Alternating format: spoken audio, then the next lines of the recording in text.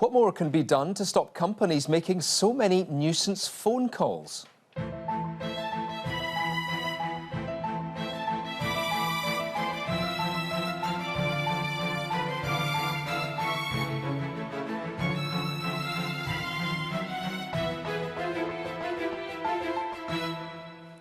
One Lanarkshire firm's been hit with a massive fine for making millions of automated sales calls to people's homes. But is enough being done to clamp down on the practice? A Scottish company's been handed a record fine for making nuisance sales calls. In the last 2 years, the watchdog, which polices nuisance calls, has only clawed back a quarter of the fines it's handed out. So are these fines effective? And what more can be done to stop what many of us see as daily harassment in our homes? Andrew Black reports. Welcome to Helms UK. Home Energy and Lifestyle Management is a green energy company based in South Lanarkshire, and it's been found to have made more than 6 million automated phone calls as part of a marketing drive for solar panels. The campaign resulted in the Information Commissioner's office getting hundreds of complaints. One member of the public said, "We had a call some time ago in the morning to inform us that our 19-month-old grandson has passed away suddenly. Whenever we get a call first thing in the morning, this unsettles us and brings back a terrible memory of that call." Another added, "I'm receiving daily updates regarding a friend in hospital and I'm expecting the worst. When these calls come in, I expect it to be from the hospital." So how widespread is the problem? Hello, Porters. Stephen Porter, who runs a glazing firm in the Scottish borders, is regularly on the receiving end of telemarketing calls, and on that basis he says it's a route he'll never go down. We'll answer what we think is a genuine call. It's sometimes silly o'clock in the morning, and it turns out to be a fax or just somebody from a foreign land trying to sell me something. We've chosen specifically to not do cold calling, to not do telephone sales. Not if we send you an email, it's an email, and people are so appreciative. Nuisance calling is regulated by the Information Commissioner's office, which has the power to impose fines on offenders. But one data protection campaigner argues that doesn't solve the problem. The ICO can hand out these fines. Of course the company can appeal it, and if they get a good lawyer will maybe point out X, Y and Z, and they'll have that fine reduced. But that fine is really there as a dissuasion, if that's the right word, for other companies to stop this kind of behaviour. What it doesn't address is actually the people who were harassed and who received the phone calls. Calling time on nuisance call and texts. Today in Parliament, the Scottish Government was urged to do more. The job of this Parliament tonight is to unite, to pledge that there will be an action plan which will protect consumers. When nuisance calls and texts are undoubtedly an issue for which there is no quick fix. However, the Scottish Government is committed to acting decisively on this issue. We will work to ensure, with the UK Government where that is appropriate, that the needs of consumers are put first, taking Scottish-specific issues into account in a way that the current fragmented arrangements have failed perhaps to do.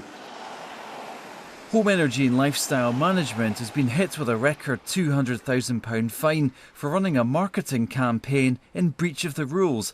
The firm blamed the company it hired to make the calls and says it's appealing, meaning it may not be paying up anytime soon.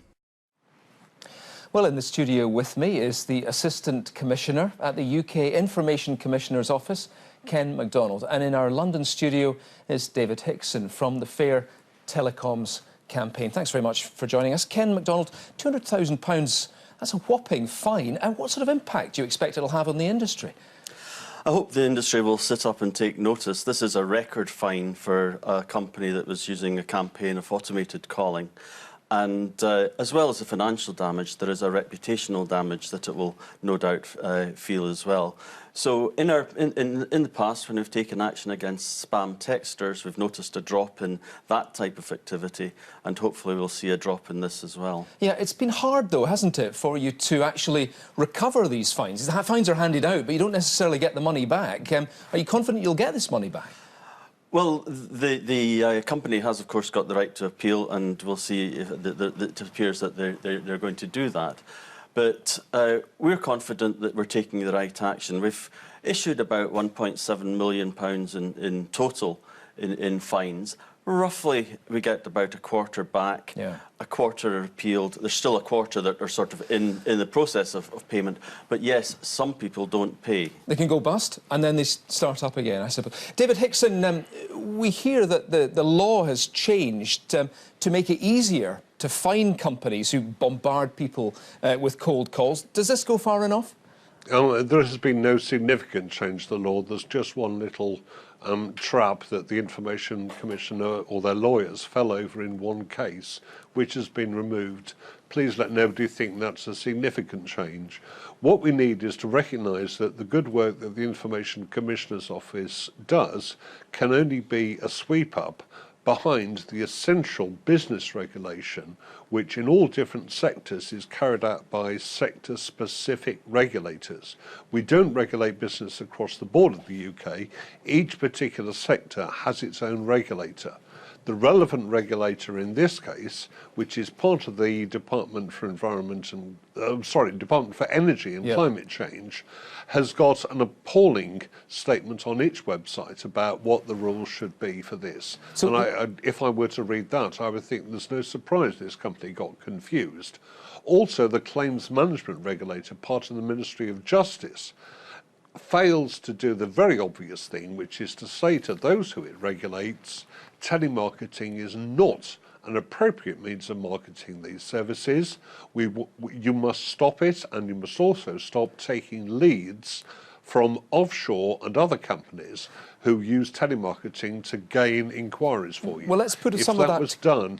Yeah, let me put some of that to Ken MacDonald, if I may. His job would be much easier. Yeah, I mean, Ken MacDonald, is that a point? You're having to clear up a mess that shouldn't be there in the first place. These calls should not be made, and you're having to sort out the problem long after it's happened. Yes, these calls shouldn't be made. Automated calls need the consent of a consumer, and it's clear that companies, when they're doing 6 million calls in a campaign, are breaching the rules.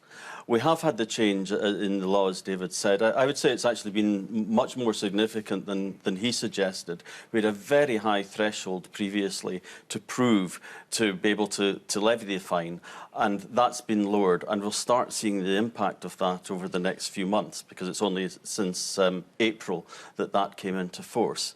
We do work with other regulators. We work internationally as well, because a lot of these calls actually originated overseas. We work with our European partners, and we work also with our North American partners. Yeah, I mean, David Hickson, is there a case for saying simply that these cold calls should just be banned altogether? In certain sectors, there is no good reason why the claims management regulator, who cover the PPI and have you had an accident that wasn't your fault type people, and the Green Deal regulator, who covers companies like the one who was fined today, could not, for their sector, make a decision that says we don't feel that telemarketing is an appropriate way of selling these services. The claims management regulator already prohibits door-to-door selling. There's no reason why they couldn't make a decision that says, looking at the history of it, looking at the nature of the market and the nature of the way you have to sell to it, the telephone is not the right way to do it. It causes far too much public nuisance, even if people behave within the rules, and certainly in the reality. On those grounds, we have decided that no more can you use the telephone to market these products and services. Yeah, I mean, that's within their scope. If they could do it, we believe they should seriously consider that. When you get hundreds, if not thousands, of complaints made by people who are completely exasperated, they don't want PPI, they don't want solar panels, does it not give us pause for thought to make you wonder whether this is just something that should be shut down altogether? It's just a nuisance. I don't think we would want to shut down completely, but the companies have to be responsible in the way that they're handling people's information and the way that they're using the telephone as a tool for marketing. Because every bit of nuisance call that you get, actually, it's a negative impact on the company. And as I said earlier, when we do take action, there's an additional reputational risk. So you have to think about the company's approach, and maybe they need to reappraise the way they're doing it and act far more responsibly. David Hickson, people can sign up to a system which means that they, in theory, shouldn't receive these calls. Is that working? No, it isn't, because, for example, the automated calls that have been penalised today don't need that system. You don't have to opt out through the telephone preference service to avoid receiving automated calls. Nobody should get automated calls whether they're signed up to the telephone preference service or not. A lot of people think it's all about that register. That register only covers attended voice telephone calls. Okay. Automated calls, faxes and text messages on your mobile, those have to have explicit consent if they are for marketing purposes. Well, there we must leave it. Thank you both very much indeed. David Hickson in London, Ken MacDonald here in the studio. Thank you.